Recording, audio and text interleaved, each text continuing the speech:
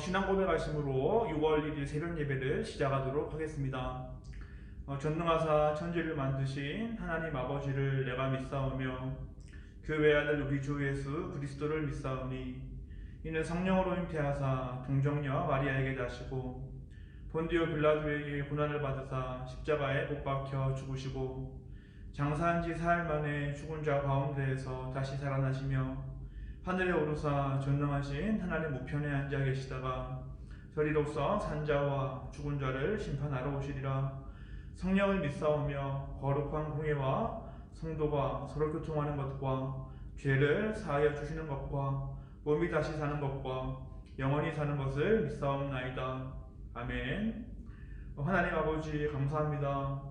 우리에게 또 새로운 유월을 허락하여 주시고 우리가 또 한 달 살아갈 때에도 우리의 힘과 또 우리의 능력을 의지하는 것이 아니라 하늘을 바라보며 주님의 도움을 구할 수 있도록 우리들의 마음을 주장하여 주시옵소서.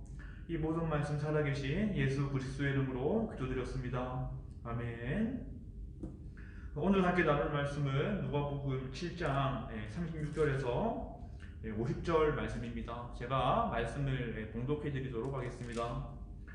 한 바리새인이 예수께 자기와 함께 잡수시기를 청하니 이에 바리새인의 집에 들어가 앉으셨을 때에 그 동네에 죄를 지은 한 여자가 있어 예수께서 바리새인의 집에 앉아 계심을 알고 향유 담은 옥합을 가지고 와서 예수의 뒤로 그 발 곁에 서서 울며 눈물로 그 발을 적시고 자기 머리털로 닦고 그 발에 입 맞추고 향유를 부으니 예수를 청한 바리새인이 그것을 보고 마음에 이르되 이 사람이 만일 선지자라면 자기를 말리는 이 여자가 누구며 어떠한 자 곧 죄인인 줄을 알았으리라 하거늘 예수께서 대답하여 이르시되 시몬아 내가 내게 이를 말이 있다 하시니 그가 이르되 선생님 말씀하소서.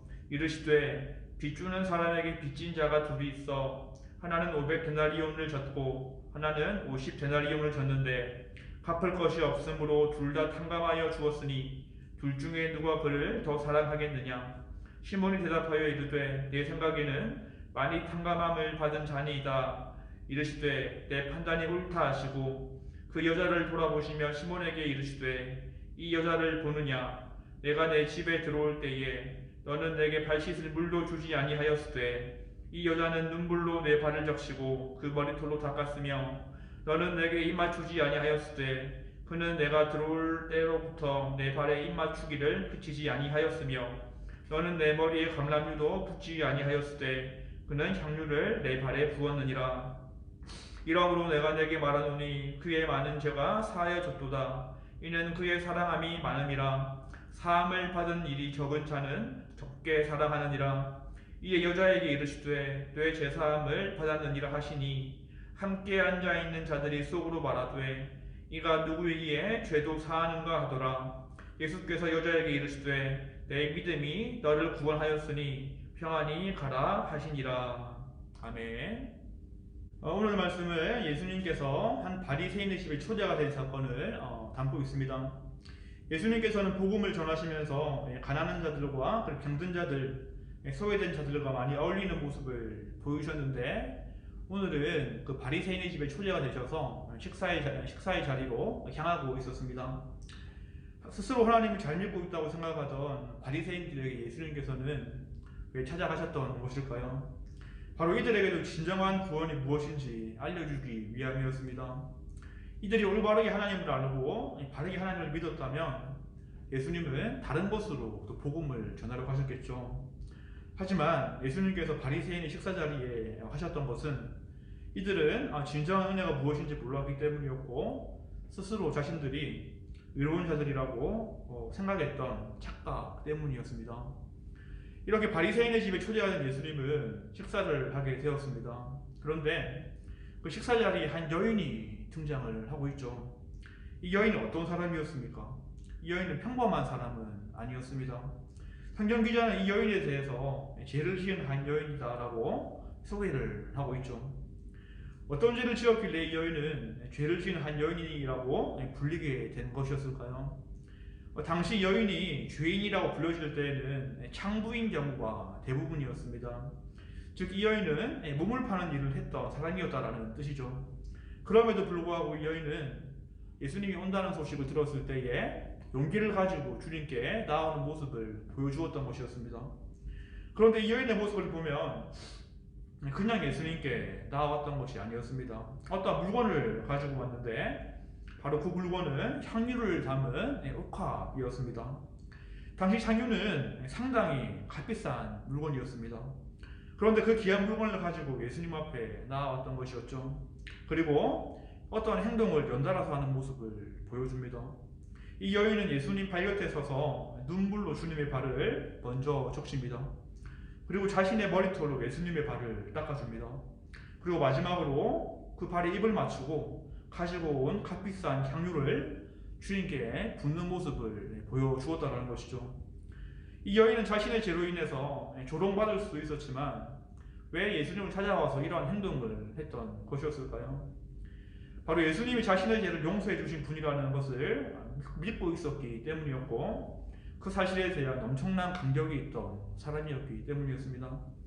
그래서 주변의 시선을 의식하지 않았던 것이었고 자신의 가장 귀한 것을 예수님께 가지고 나아왔던 것이었죠. 이 여인은 예수님이 중풍병자를 고칠 때 하셨던 말씀, 제사함에 관한 이야기를 들었을 수도 있고 아니면 당시 세례 요한이 전했던 주님에 대한 메시지를 들었을 수도 있습니다. 이렇게 듣게 되는 그 복음에 대한 합당한 반응이 이 여인의 눈물이었고 주님께 드리기 위해서 가져왔던 향유를 담은 옥합이었던 것이었습니다. 그런데 예수님을 집에 초대했던 바리새인 시몬은 이 여인과 완전히 정반대된 모습을 오늘 보여주고 있습니다. 44절 46절에서 이렇게 말씀하고 있죠. 시몬은 예수님을 초대해놓고도 발 씻을 물을 주지 않았습니다. 또한 예수님이 집에 왔을 때에 입을 맞추지도 않았죠. 그리고 머리에 감람류도 붓지 않았습니다. 그 당시 집에 손님을 초대하면 발 씻을 물을 주고 입을 맞추고 머리에 감람류를 붓는 것은 너무나도 당연한 행동이었습니다. 하지만 시몬은 예수님을 초대해놓고도 아무런 행동도 하지 않았던 것이었죠. 향유 담은 옥합을 가져왔던 여인과는 너무나도 대비되는 모습을 시몬은 오늘 본문을 통해서 보여주고 있다는 것입니다. 그렇다면 시몬은 예수님을 초대해놓고 왜 이러한 몹쓸 행동을 했던 것이었을까요? 그 이유는 시몬은 자신의 이로 똘똘 뭉친 사람이었기 때문이었습니다. 시몬도 예수님께 나온 여인과 같이 분명히 제사함에 관한 이야기를 들었을 것이겠죠. 그런데 시몬은 어떠한 마음을 가지고 주님을 초대했던 것일까요? 자신이 용서받아야 할 죄는 별로 없다라는 생각을 가지고 예수님을 초대했던 것이었습니다. 시몬의 생각은 분명히 이러했을 것입니다. 저 여인은 창부이기 때문에 용서받을 죄가 너무나도 많아. 하지만 나는 율법을 잘 지켜왔기 때문에 저 정도는 아니야. 나는 저 여인보다는 깨끗한 사람이야. 그래서 나는 예수님과 적당한 거리를 유지하면 되고 그렇게 오버하지 않으면서 예수님께 적당히 하면 될 거야 라는 생각을 가지고 있었다라는 것입니다. 이러한 마음을 가지고 있었기 때문에 시몬은 예수님을 두 눈으로 보았을 때도 아무런 감격이 없었던 것이었고 예수님께 감사와 사랑을 표현하는 모습이 전혀 드러나지 않았던 것이었습니다. 그렇게 시몬은 예수님과 여인의 모습을 보면서도 이러한 생각을 했었죠. 예수님이 죄인과 상종한다는 그런 생각을 가지고 정죄의 눈빛을 보이는 그런 모습도 보여주었습니다. 당연히 이러한 시몬의 마음을 예수님은 꿰뚫어 보고 계셨습니다. 그래서 예수님은 시몬에게 이렇게 물어보시죠. 41절, 42절 말씀을 제가 읽어보겠습니다. 이르시되 빚주는 사람에게 빚진 자가 둘이 있어 하나는 500데나리온을 졌고 하나는 50데나리온을 졌는데 갚을 것이 없으므로 둘 다 탕감하여 주었으니 둘 중에 누가 그를 더 사랑하겠느냐라고 주님은 시몬에게 물으셨습니다. 예수님의 물음에 시몬은 이러한 대답을 하죠. 내 생각에는 많이 탕감받은 사람입니다 라고 시몬은 예수님의 물음에 대답을 했습니다. 시몬의 말의 뜻은 이런 것이었죠. 빚을 많이 탕감받은 사람이 빚을 갚아준 사람을 더 사랑하게 됩니다 라는 대답이었습니다. 예수님은 시몬의 대답에 어떻게 말씀하십니까? 시몬 내 말이 옳다 라고 다시 말씀하십니다. 그리고 이어서 예수님은 자신에게 보여주었던 여인과 행동을 비교하시면서 시몬에게 다시 이렇게 부르십니다. 47절 하반절 말씀입니다. 사함을 받은 일이 적은 자는 적게 사랑하느니라 라고 시몬에게 다시 말씀하셨다라는 것이죠.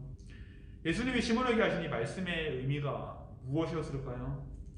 예수님의 말씀은 바리새인 시몬도 죄를 지은 여인과 같이 500데나리온만큼의 죄를 탕감받아야 한다라는 말씀이었습니다.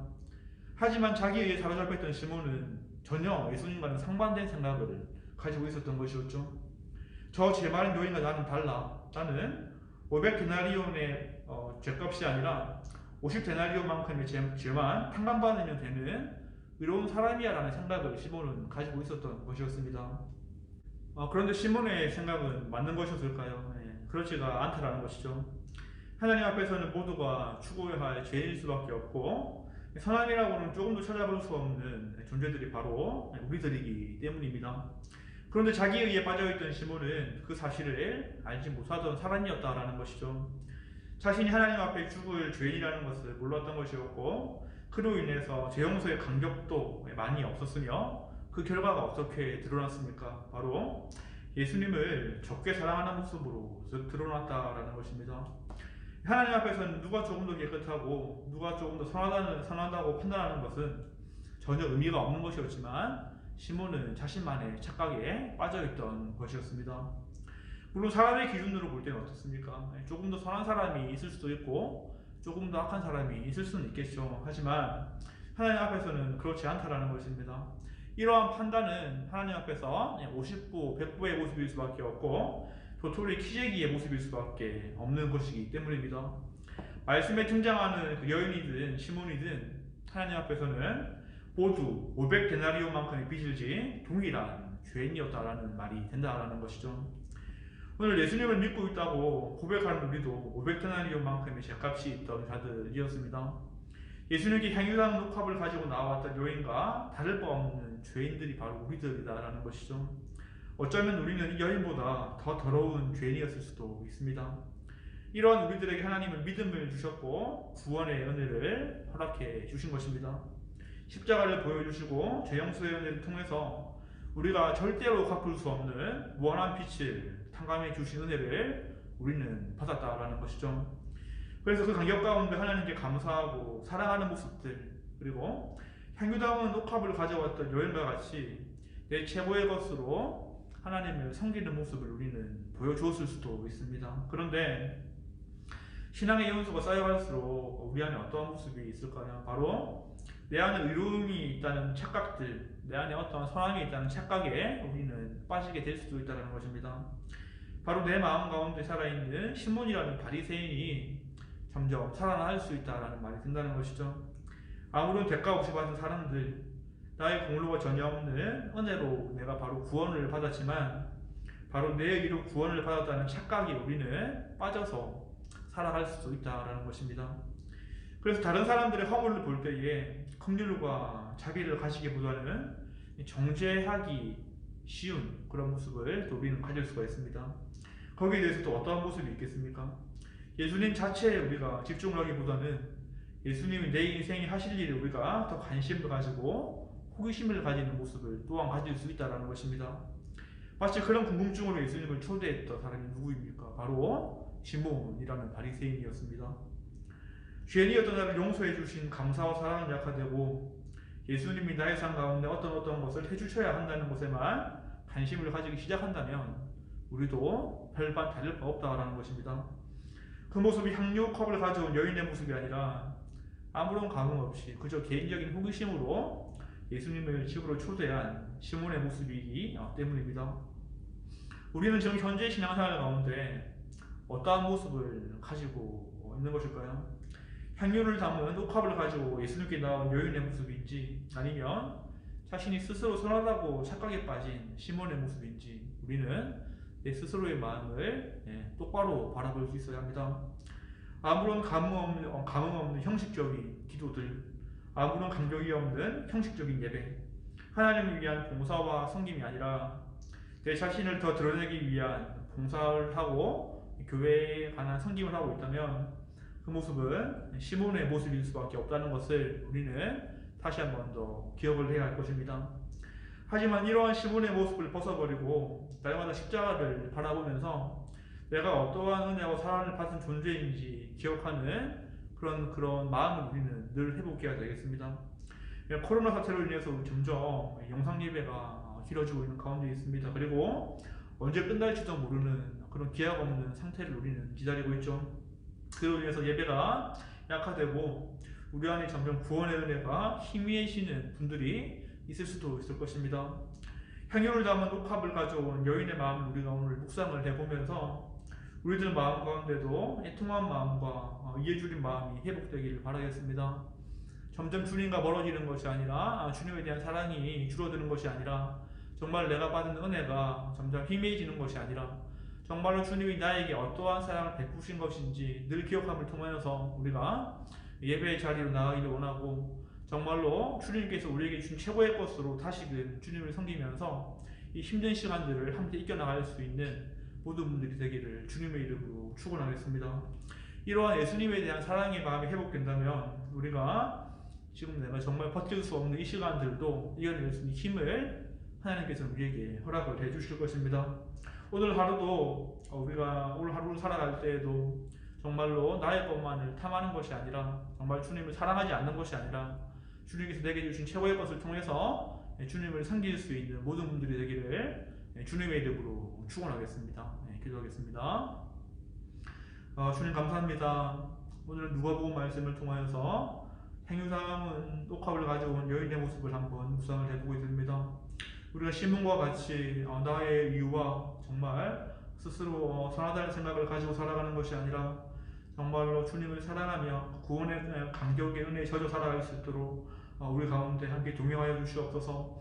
힘든 시간들을 지나고 있습니다. 하나님, 이 시간 가운데도 우리에게 힘을 허락하여 주셔서 다른 것들이 아니라 정말로 구원받은 감격의 은혜를 가지고 이 시간들을 잘 견뎌낼 수 있도록 하여 주시옵시고 정말 주님께서 성도님들과 함께하여 주심을 통하여서 힘든 사업장 가운데 힘든 가정 가운데 주님의 큰 구원의 손길의 은혜를 허락하여 주심을 통하여서 우리가 모두 한마음 되어서 기도함으로 이 시간들을 잘 이겨낼 수 있도록 주님께서 은혜를 허락하여 주시옵소서. 그 성도님들 가운데 영육간의 강건함을 허락하여 주시옵시고 그 승리할 수 있도록 하여 주시옵시고 마음이 낭망된 자들이 있다면 마음의 힘을 허락하여 주시고 주님을 사랑함을 통하여서 다시금 그 힘으로 우리가 승리할 수 있도록 우리와 함께 동행하여 주시옵소서. 이 모든 말씀 살아계신 예수 그리스도의 이름으로 기도드렸습니다. 아멘. 주기도문 하심으로 새벽 예배를 마치도록 하겠습니다. 하늘에 계신 우리 아버지여, 이름이 거룩히 여김을 받으시오며 나라가 임하시오며 뜻이 하늘에서 이루어진 것 같이 땅에서도 이루어지이다. 오늘 우리에게 일용할 양식을 주시옵고 우리가 우리에게 죄 지은 자를 사하여 준 것 같이 우리 죄를 사하여 주시옵고 우리를 시험에 들게 하지 마시옵고 다만 악에서 구하시옵소서. 나라와 권세와 영광이 아버지께 영원히 있사옵나이다. 아멘.